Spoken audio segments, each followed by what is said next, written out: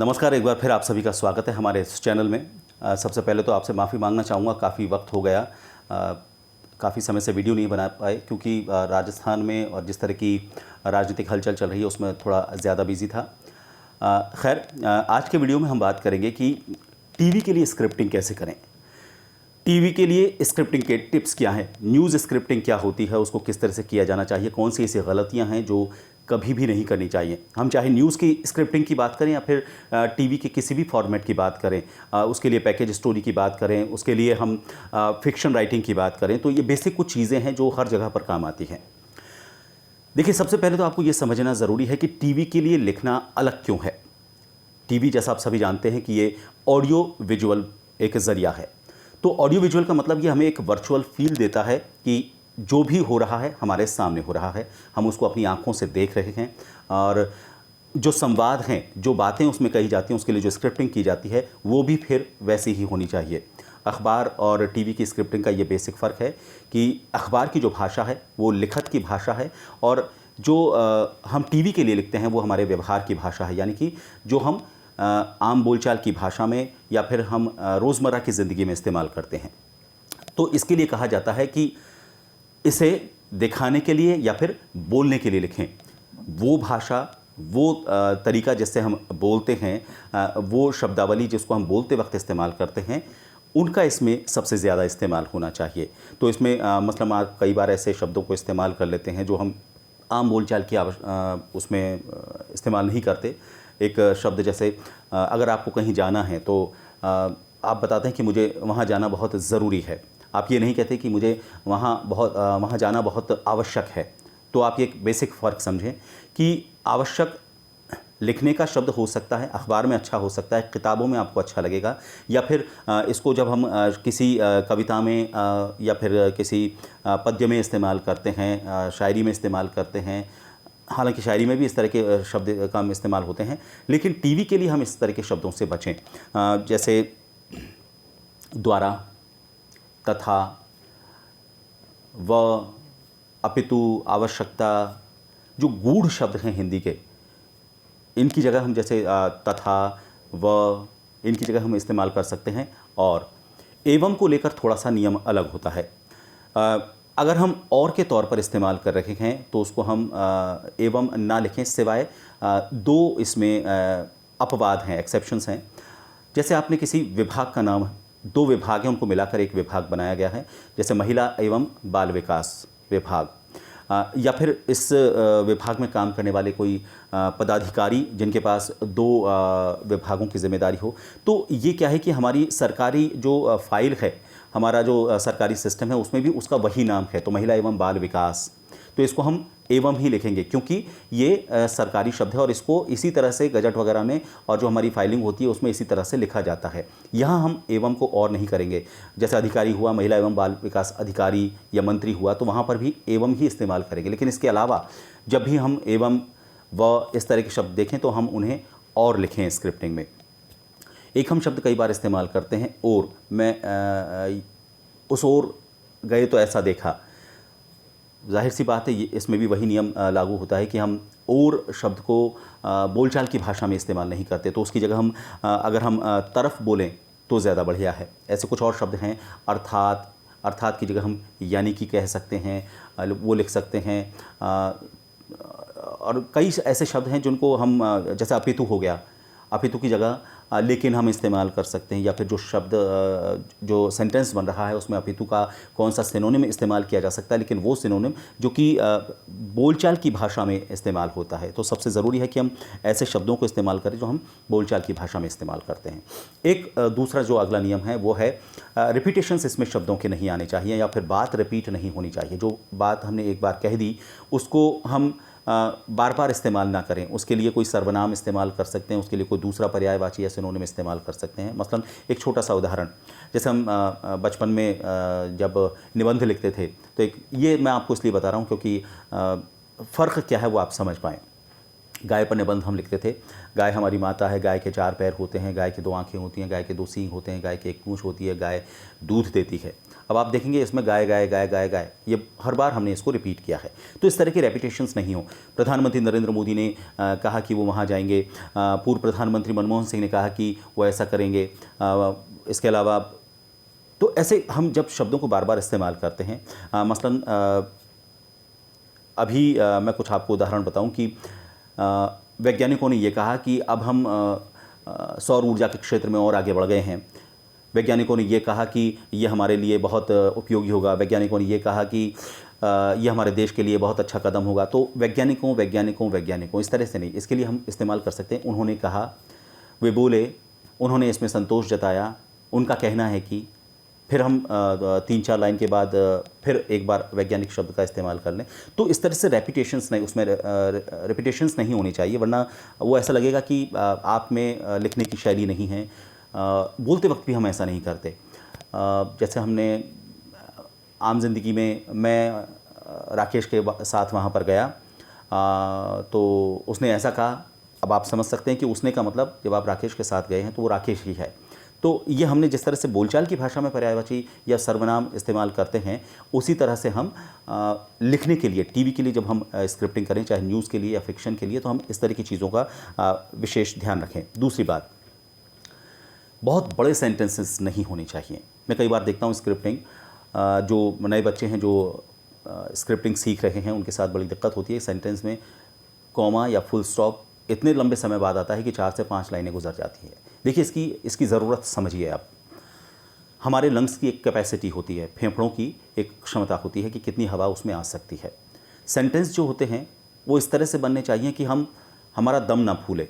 दूसरा क्या होता है, इसका एक और मनोवैज्ञानिक कारण है, कॉमा और फुल स्टॉप। कॉमा हम इसलिए इस्तेमाल करते हैं ताकि लोगों को समझ में आए कि हम क्या कहना चाह रहे हैं, बातें उनको एक एक करके समझ में आए, उनकी एक सीक्वेंस होती है बातों की। अगर हम बहुत लंबा सेंटेंस बनाते हैं तो शुरुआत हमने कहाँ से की थी और क्या हम समझाना चाह रहे थे, उसको गुजरते गुजरते अगर 30 से 40 सेकंड का अगर वक्त हो जाता है और उसमें कहीं फुल स्टॉप या कॉमा नहीं है, तो उनको समझने में बड़ी दिक्कत होती है। तो एक तो मनोविज्ञान, और दूसरा जो उस चीज़ को, स्क्रिप्ट को बोलेगा, चाहे एंकर के तौर पर या फिर वॉइस ओवर में, तो उसमें हमें ये देखना होगा कि उसको सांस लेने के लिए जगह मिले। तो कॉमा असल में होता ही इसलिए है कि अगर मान लीजिए थोड़ा सा लंबा सेंटेंस है या फिर हमें हल्का सा पॉज लेना है, बहुत छोटा सा अल्पविराम लेना है, तो वहाँ पर हम कॉमा लगाते हैं। और फुल स्टॉप उस एक छोटी सी बात को पूरा करने के लिए सेंटेंस होता है, पूर्ण विराम जिसे हम बोलते हैं। आप देखें इसको, पूर्ण विराम, विराम का मतलब आराम, मतलब आपने अपनी बात कह दी, अब आप थोड़ा सा सांस ले सकते हैं। तो ये कुछ बेसिक चीज़ें हैं। लंबे सेंटेंसेस ना हो, उनको तोड़ें, टुकड़ों में तोड़ें। अगर उसमें बहुत सारी बातें हैं तो उनको अलग अलग टुकड़ों में कहते हुए आगे लेकर जाएं। मतलब फिर बच्चों की सी कहानी हो जाएगी। मैं यहाँ से गया तो रास्ते में मुझे गाय मिली, तो फिर मैंने गाय को देखा, तो फिर गाय सफ़ेद थी, तो फिर मुझे लगा कि सफ़ेद तो दूध भी होता है, फिर उसके बाद मुझे लगा दूध पीने से फ़ायदा होता है। मतलब इनकी कोई तुकबंदी नहीं है, और वो सेंटेंस इतना लंबा हो गया कि बड़ा अजीब सा लगता है कि आप कहना क्या चाह रहे हैं। तो अगर आप अपनी बात को कम्युनिकेट ही नहीं कर पाएंगे तो फिर उस तरह की स्क्रिप्ट लिखने का कोई फ़ायदा नहीं है।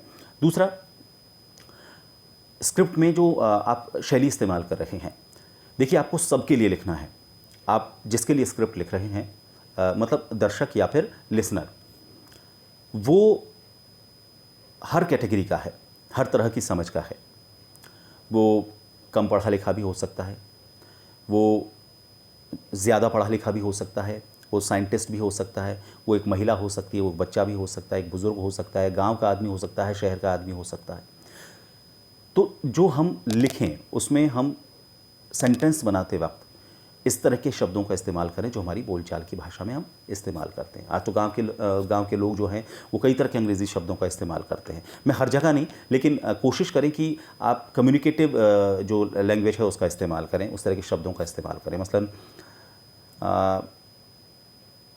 गांव के लोग जैसे बोलते हैं बड़ी प्रॉब्लम हो रही है, हरियाणा की तरफ अगर हम बात करें, तो उन्हें इसका भाव पता है, इसलिए वो इन शब्दों को इस्तेमाल कर रहे हैं। आप उनसे लिखने के लिए या इनकी स्पेलिंग के लिए कहेंगे तो वो नहीं बता पाएंगे, लेकिन उसका भाव उन्हें पता है।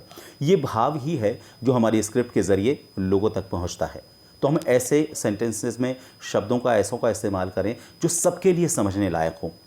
सशक्तिकरण, ये कहीं तो इस्तेमाल हो सकता है, लेकिन कई जगह ये बड़ा आपको परेशान कर सकता है। किंग कर्तव्य विमूढ़, ये लिखने में या देखने में अच्छे लगते हैं, या आपकी आपको विद्वान बता सकते हैं, लेकिन जो मतलब कहना चाह रहा है ये शब्द, ये कुछ सीमित लोगों तक ही पहुंच पाएगा। तो बहुत ज़रूरी है कि जो भी हम लिख रहे हैं वो सबके लिए लिखें, एक लिमिटेड के लिए नहीं।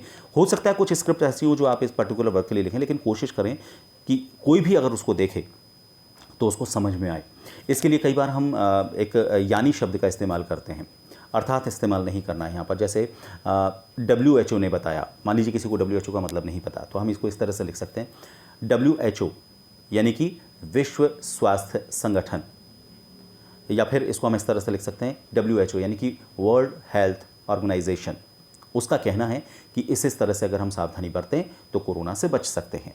तो जो शॉर्ट फॉर्म्स हैं उनको हम थोड़ा सा डिटेल में यानी शब्द के साथ इस्तेमाल करें। सिर्फ ये नहीं, WHO ने ऐसा बताया। मैं WHO इसलिए इस्तेमाल कर रहा हूँ क्योंकि आजकल ये थोड़ा ज़्यादा चल रहा है, लेकिन ज़रूरी नहीं सबको WHO का पता हो, या फिर कई शब्द ऐसे होते हैं जिनका सबको नहीं पता कि एक्चुअली ये चीज़ क्या है, तो उसके लिए थोड़ा सा हम उनको डिटेल में बता सकते हैं। तो भाषा ऐसी हो कि चूँकि वो आपसे सवाल नहीं कर सकते जिनके लिए आप ये बना रहे हैं, टू वे कम्युनिकेशन नहीं है, इसलिए आप कोशिश करें उसके हर सवाल का उसमें जवाब देने की कोशिश करें। उनके जहन में अगर कोई सवाल उठ रहा है तो वो सवाल आपको पहले से समझ में आ जाए, आप उसको पता कर लें और उसका जवाब अपनी स्क्रिप्टिंग के ज़रिए वहाँ पर उन तक दे दें। एक और बड़ी समस्या जो मैंने देखी है आजकल लोगों में, जो लिखते हैं वो बड़ा अजीब सा होता है। आसमान में काले बादल छा गए, बादल आसमान में ही छाएंगे, ज़मीन पर तो छाएंगे नहीं, तो आप सिंपल लिख सकते हैं काले बादल छा गए।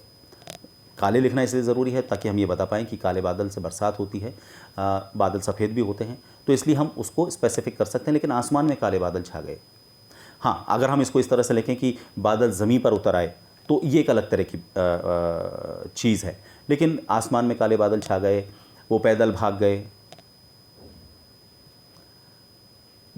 मेरे ख्याल से काफ़ी है इसमें। हाँ, अगर हम ये कह रहे हैं कि वो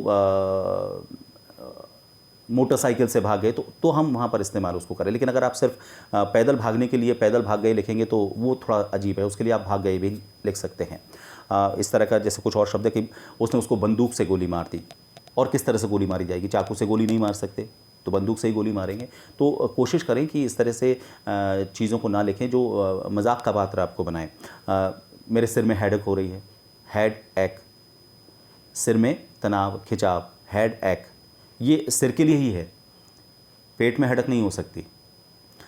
तो इसी तरह से है, पेट में एसिडिटी हो रही है, किसी के हाथ पैर में या सिर में एसिडिटी होते हुए हमने कभी सुना नहीं होगा, तो एसिडिटी पेट में ही होती है।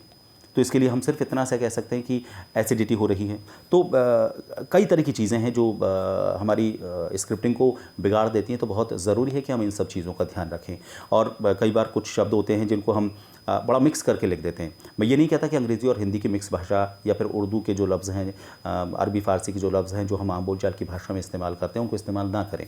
लेकिन मैं एक उदाहरण आपको दूँ, भंडार रूम।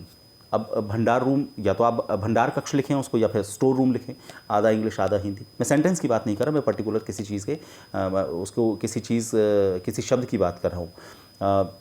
तो कोशिश करें कि इस तरह की चीज़ों से आप बचें। स्क्रिप्टिंग की सिंपल सी बात है कि आप जो कहना चाह रहे हैं वो पूरी फीलिंग के साथ लोगों तक पहुंच जाए। इस तरह के शब्दों का इस्तेमाल करें, इस तरह के भावों का इस्तेमाल करें, सेंटेंसेस बहुत बड़े ना हों, बोलचाल की भाषा होनी चाहिए, सबके लिए भाषा होनी चाहिए, और सब तक आपका कहने का मतलब पहुँचे, ये बहुत ज़रूरी है।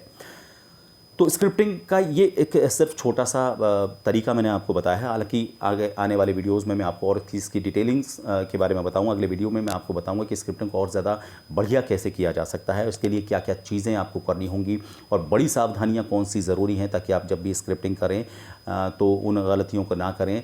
और स्क्रिप्टिंग करते वक्त हमें हमारे दिमाग में क्या रखना चाहिए, जहन में क्या रखना चाहिए, ये हम अगले वीडियो में बात करेंगे। इसके अलावा अभी बहुत सी चीज़ें हैं। हम टीवी की जब बात करते हैं तो टीवी में कई विधाएं हैं, एंकरिंग है, वॉइस ओवर है, स्क्रिप्टिंग है, न्यूज़ स्क्रिप्टिंग है, और जो हम लिखने की शैली में पैकेजेस लिखते हैं, तो कई सारे की तरह की चीज़ें हैं जिनको मैं आपको बताना चाहूँगा। फ़िलहाल इस हमारे वीडियो में इतना ही। अगर आपको ये वीडियो पसंद आया है तो इसे सब्सक्राइब करें, लाइक करें, शेयर करें और हाँ, अगर आपको ये चीज़ें पसंद आती हैं तो आप हमें कमेंट बॉक्स में, नहीं भी आती हैं पसंद तो कमेंट बॉक्स में ज़रूर लिखें, हमें बताएं कि हम इसमें क्या सुधार कर सकते हैं, या फिर आप चाहते हैं कि मैं किस पर अगला वीडियो बनाऊं, वो भी आप मुझे बता सकते हैं। फिलहाल के लिए इस वीडियो को देखने के लिए धन्यवाद। नमस्कार।